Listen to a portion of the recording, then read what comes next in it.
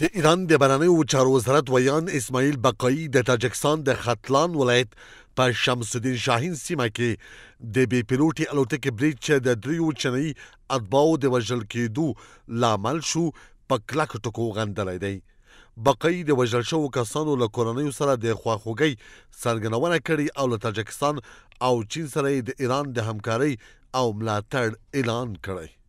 د ایران د بهرنیو چارو وزارت د ترهګرۍ ټولو ډولونو او مظاهرو په کلکه غندنه کوي او د ترهګرۍ د مخنیوي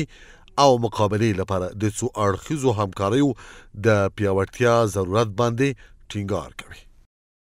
د افغانستان بهرنیو چارو وزارت د تاجکستان ختلان ولایت د شمس الدین شاهین سیمه کې د دریو تنو چینایي اتباعو په وژل کېدو خواشیني ښودلې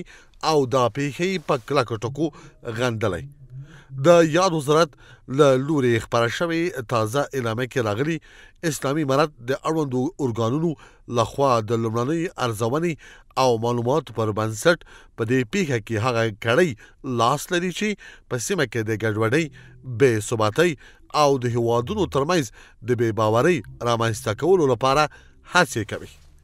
د افغانستان اسلامي امارت د بهرنیو چارو وزارت د تاجکستان د ختلان ولایت د شمس الدین شاهین په سیمه کې د درې تنو چینایي اتباعو د وژل کېدو د ناوړې پیښې په اړه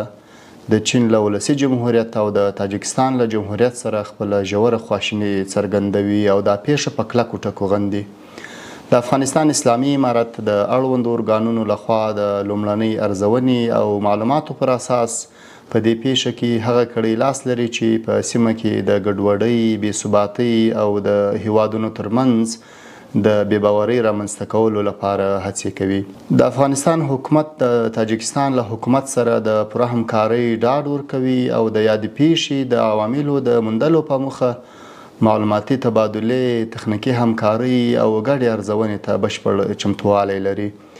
د افغانستان اسلامي امارت یو ځل بیا د پیښې د قربانیانو کورنیو ته د ډاډګرنې ترڅنګ له هغوی سره خواخوږي څرګندوي. دا په داسې حال کې چې په دوشنبه کې د چین سفارت خپلو اتباعو ته سپارښتنه کړې چې د افغانستان سره د تاجکستان په سرحدي سیمو کې له خطرناکو سیمو ځانونه وساتي.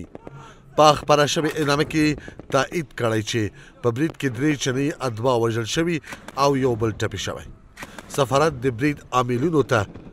اشاره نه ده کړې، خو بیجینګ له تاجکستان څخه غوښتنه کړې چې په دې پیښه کې پلټنه